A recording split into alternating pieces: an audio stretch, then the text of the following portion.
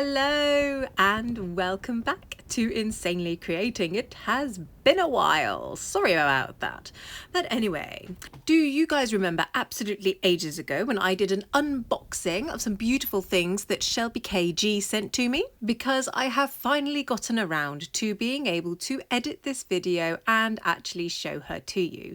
This doll was actually finished about 4 months ago, maybe even 5 months ago, and yet it's taken me this long to be able to get the video edited. This is mainly due to technical issues with my computer not really working anymore, but it's also slightly my laziness. So without further ado, let's get started. I managed to find this ginormous Monster High doll in my local charity shop for a mere £1. Now I cannot remember the name of this particular doll, but she's got this great like gloopy texture which makes her look all slimy, and I think this is just going to be the perfect texture for what I have in store for this doll. I'm going to go ahead and get this doll all prepped by removing the hair and accessories and clothing. We're going to get her all cleaned up, and then we're going to turn her into a fantastic candy-esque clown doll to go in with the Candy Collab that we are very late for. Now the prep for this doll is going to end up being a teeny weeny bit different because the heads on these particular dolls, the bigger ones, they're really hard, so I'm not able to remove the head and get rid of all the plugs that way. So I just have to cut the hair down as far as I can, and then we will add a wig cap on top of her to be able to cover all this up. I'm going to use my 100% acetone to remove the factory face up that she came with. This takes a few more layers than usual, a little bit more elbow grease than I normally would on a smaller doll. It seems to be quite thick on these ones, but it gets off eventually. And I'm just using one of my sculpting tools to just really get in there in between her lips where some of the paint is being a bit stubborn. I decided to give myself a slight challenge with this project, and I'm actually going to cut out her eye socket so that we can make our own eyes and inset them into her skull. So using a very sharp blade, I went into her eye socket, starting off in the middle and then working my way out to the outside. I did this like bit by bit, like scraping away very, very, very slowly because I absolutely did not want to go further than her eyelids.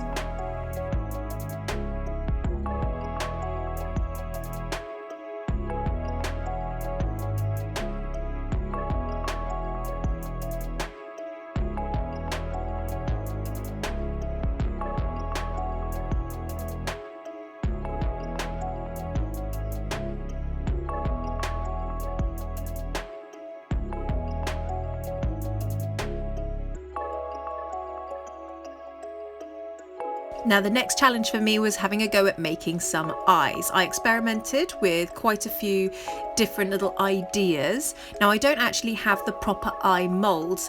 These are just some semi-spheres, I guess you'd call them, that I got from my Not Another Crap box by Nerdecrafter. So this is just me experimenting, just seeing what I'm able to make with this particular mold, because I don't have the proper ones that have the little indent that you can then add in your iris and your pupil. This particular eye is the one that I made using little fake sprinkles, so little hundreds and thousands, but they're made out of Fimo or polymer clay. They actually ended up being my favourites, but here I'm just having a go at using some packaging from some sweets to see if I can make an interesting eye that way. Experimenting is the best way to find out if something works or not. I'm glad I gave this a little go because I really did not like the results. Just thought it looked a bit rubbish. I tried them inside the doll head as well just to see what they looked like in her face. It just didn't look right. So I'm going with these ones with the hundreds and thousands in them. And the pupil was made just by using a black bead.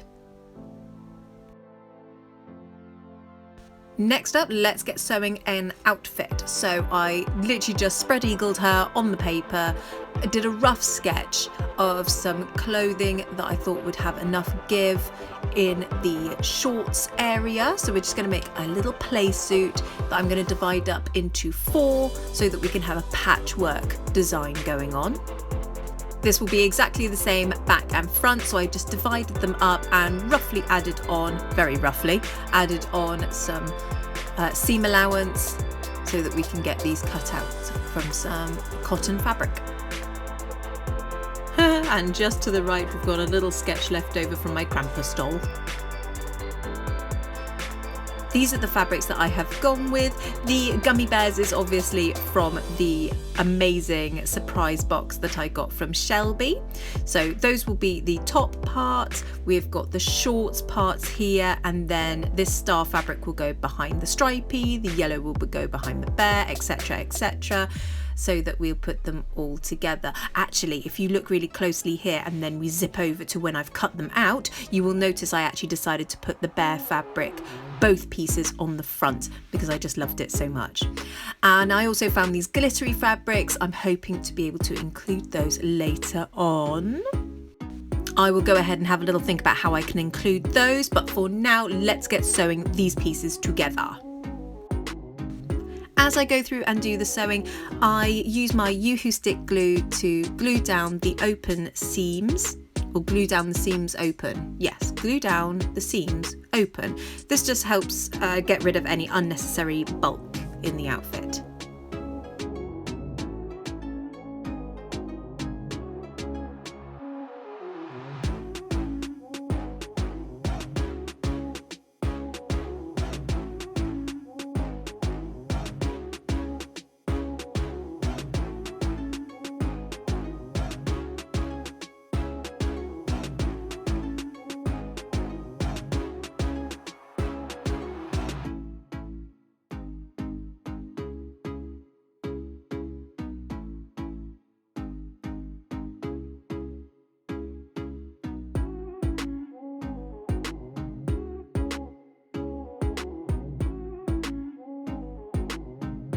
When I went ahead and decided to hem the bottom of the shorts, I added in some very pretty lace that I also got from this box that I got from Shelby, and then I threaded through this rainbow lacing, which I thought I could use to pull the shorts tight at the bottom so that they create a bit of a nice puffiness, which I think adds to the clown look. In my surprise box that I got from Shelby, I also received lots of yummy lollipops, so I saved all of the wrappers from these now that I have eaten them, and I'm going to think of a way to use those. For now though, we're going to go back to that glittery fabric because I want to make a corset type thing. Now normally I would use masking tape for this, but all I could find was packing tape, so that's what I've had to use. It doesn't work as well, but it worked just about. I did this by just wrapping the doll in cling film, then wrapping the packing tape around, drawing on it the shape that I wanted and cutting that out, and then using that as a pattern piece to cut the fabric. So I cut this out of my pink glittery fabric, and again just using my Yoo-hoo glue to just glue down those seams to try and make the edges as neat as possible. I ended up using glue to also do the side seams for this as well. Oh, sorry, it's so blurry. But I ended up using glue to do the side seams on this as well because I wanted it to be super tight to her body. And then I used this scrap piece of fabric just to make sure that my seams didn't fall apart while she was wearing it. Right, moving on to those sweet wrappers. I want to make one of those, I don't know what they're called, but it's like a collar that I've seen clowns wear, but we're going to extend this and have the triangles going down quite far so that they dangle. I'm doing my typical rough sketch, and then I've cut them all out, trying to get the S's very visible so that it's very obvious that they are sweetie wrappers. I am so grateful for all the different colours here because I was able to make a really cool pattern using them, and I'm just going to use a bit more of that gummy bear fabric just to secure them on the back just so that they don't fall apart because they don't have much of a seam allowance going on here. So I tried to sew this together, and unfortunately I had to replace a couple of the pieces because the type of paper that they use just isn't having it. It just ripped and fell apart. So I glued everything down to my fabric, folded it over in the center for some extra security, and sewed on some little pom-poms on the ends. It's time to do stuff to the doll, oh my goodness. So I have chosen to do different colours for her gloopy gloppy bits. We're going to stick with very bright colours like purple and yellow, orange, pink, green, but her main skin colour is still going to be her original pink. I'm using my Folk Art acrylic paint. This paint is actually in the matte finish, but I will go in afterwards with my varnish just to give it a nice sort of glossiness. I want the gloopy bits to be glossy. Gloppy gloosy, gloosy gloppy. Wow. You know what I'm trying to say.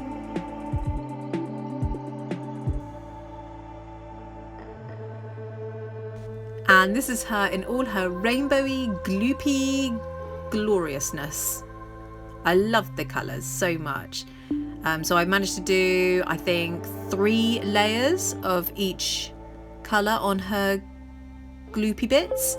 And I will varnish those later on, but I'm going to do the typical white face of the clown, doing this in very thin layers because I really don't want there to be any brushstroke marks on her face if I can help it. So we're doing this in very thin layers, and I think I ended up doing 5 or 6 layers in the end here.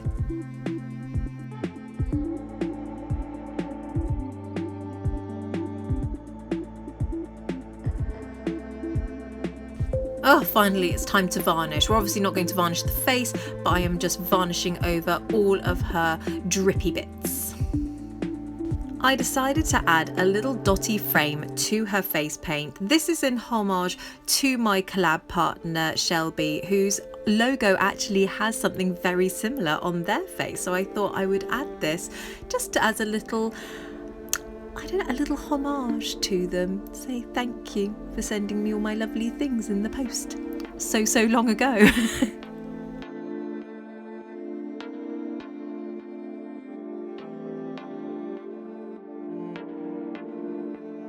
Now when it comes to the face up, I actually went in here without a plan, which I normally wouldn't recommend, but I just experimented around with the colours and was pleasantly surprised with the results.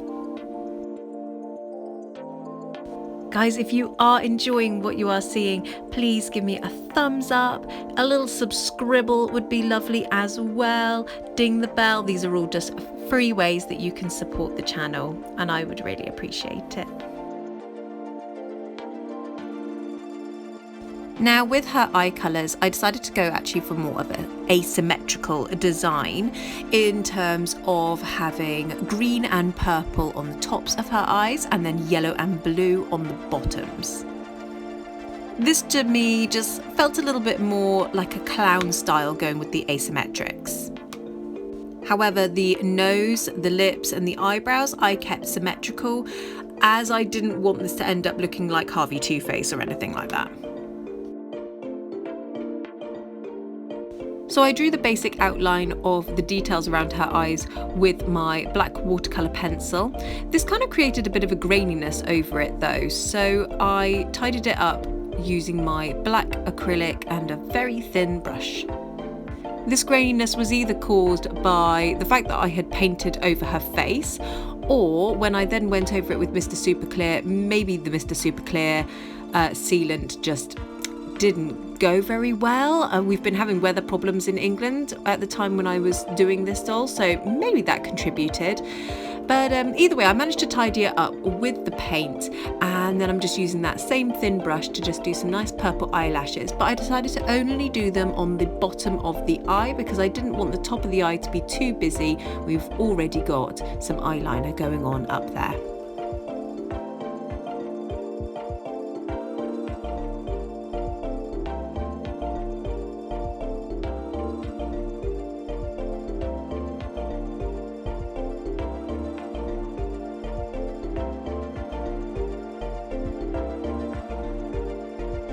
I noticed while I was doing her eyelashes that the paint was almost drying already.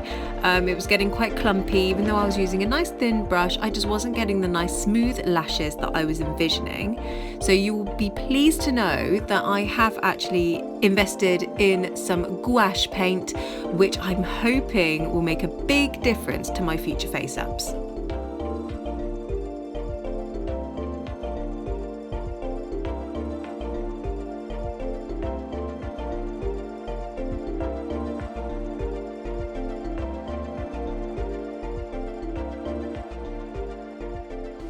popped a little bit of watery acrylic onto her lips and then dabbed it with a tissue.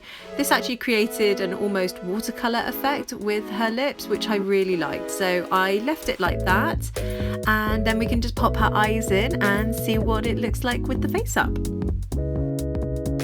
Don't get me wrong, I love the sprinkle eyes, but I am definitely going to invest on one of those proper eye molds for the future. I really want to have a go at painting my own irises.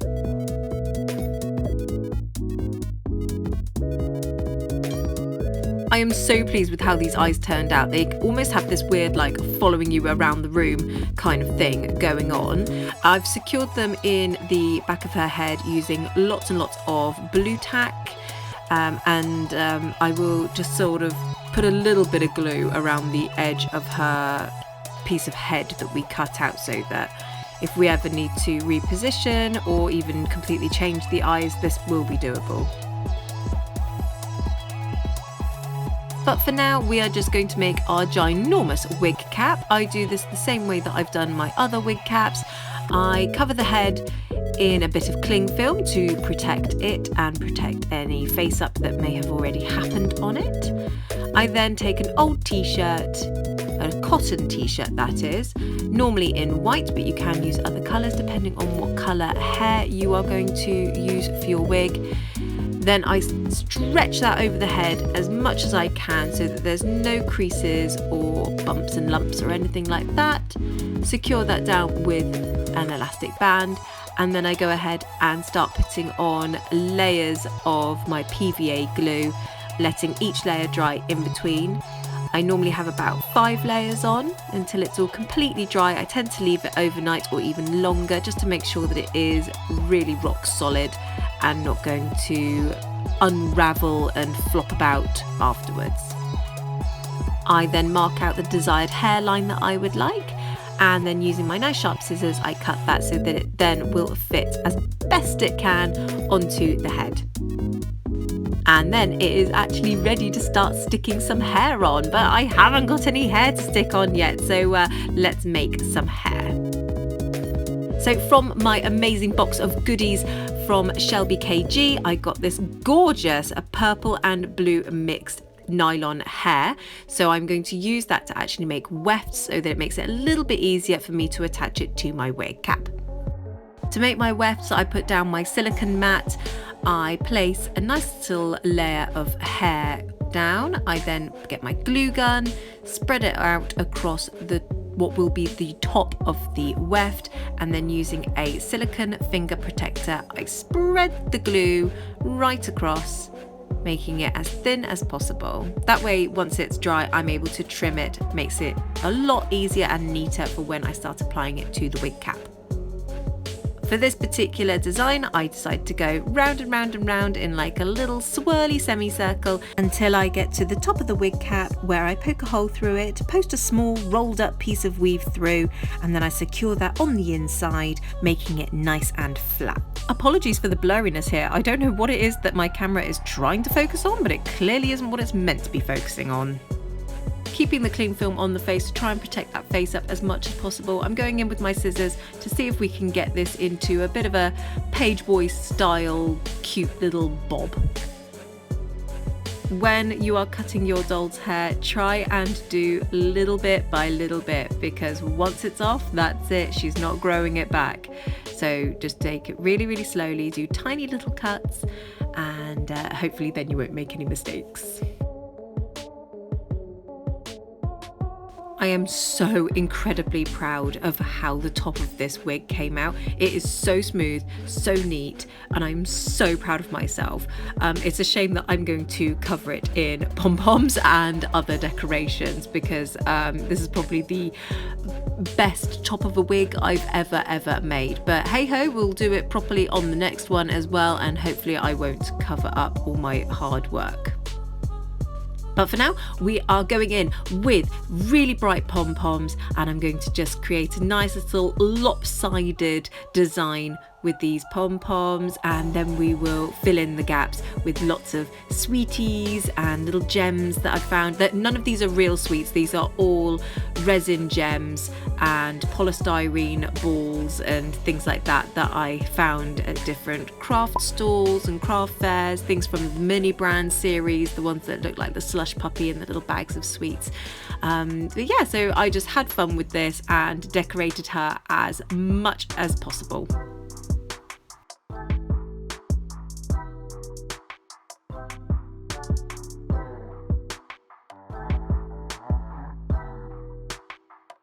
I'm going to adapt her original shoes, so I'm just going to cut away most of the bulk that we'll need, because I would like these to go straight down from the heel without having all this extra sort of poking out.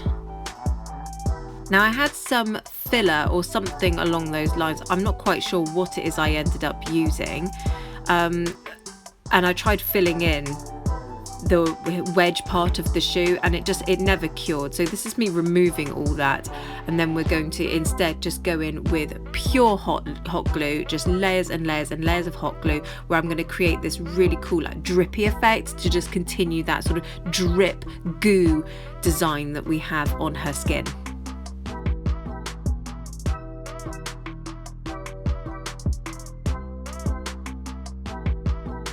I really wish I could remember what I used here, because whatever it is, I really hope I threw it away, because the stuff was awful. It was so sticky and it just did not cure at all, and it was really awful and rubbery to try and remove.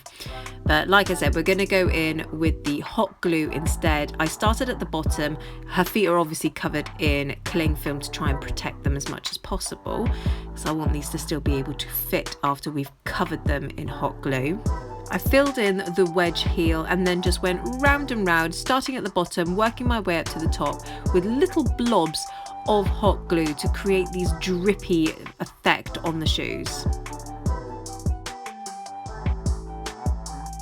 A quick spritz of acrylic paint outside gave them a nice pale purple colour.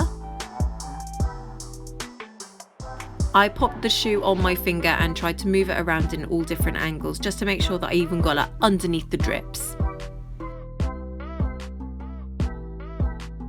Once they were dry, I gave them a slight dusting of this shimmer dust by Hello Kitty. This is in a nice blue, just to create a little bit of depth and shading on these nice blobs.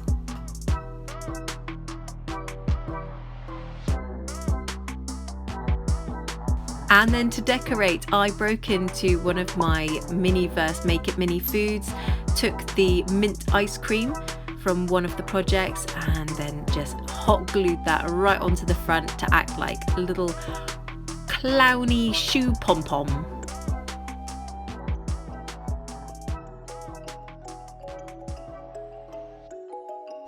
I also had some micro beads that matched the ice cream perfectly, so I decided to use that to add some extra drippy decoration. Now to attach her corset, I decided to just super glue her into it. I wanted it to be as tight to her body as possible. I also coloured the edges of this glittery fabric with a pink Sharpie, because otherwise the edges were actually showing white.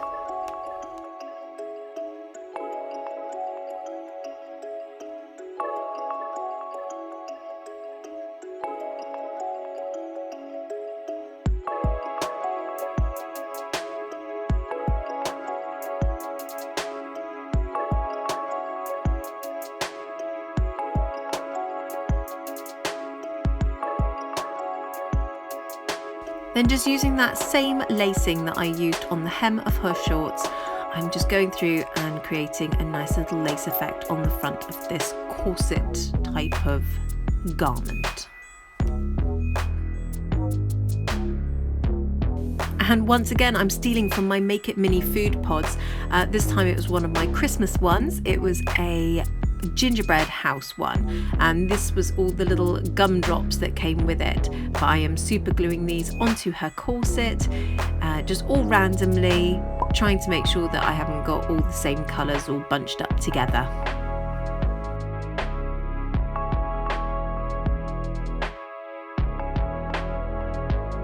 I added a little extra glue on the ones that looked a little bit suspicious, just to make sure that they are very secure and hopefully they won't come off. I also added some glue onto the tied up part of her bow just to make sure that doesn't come undone at any point.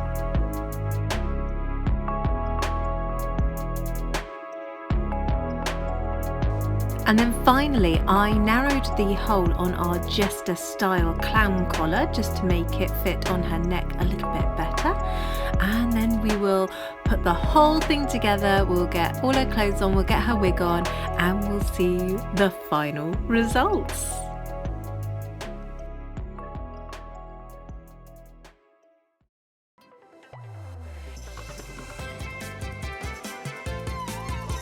I have absolutely loved making this doll. Working on a frightfully tall doll was a really fun challenge, and I'd love to work on another one day if I can find one again.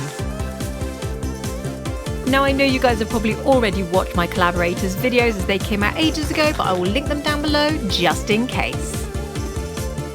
If you like this video, please give it a big thumbs up, and if you ended up loving it, then subscribe. I will be having big doll sales in the near future, so please follow me on Instagram so that you don't miss out. Thank you so much for watching, and until next time, bye bye.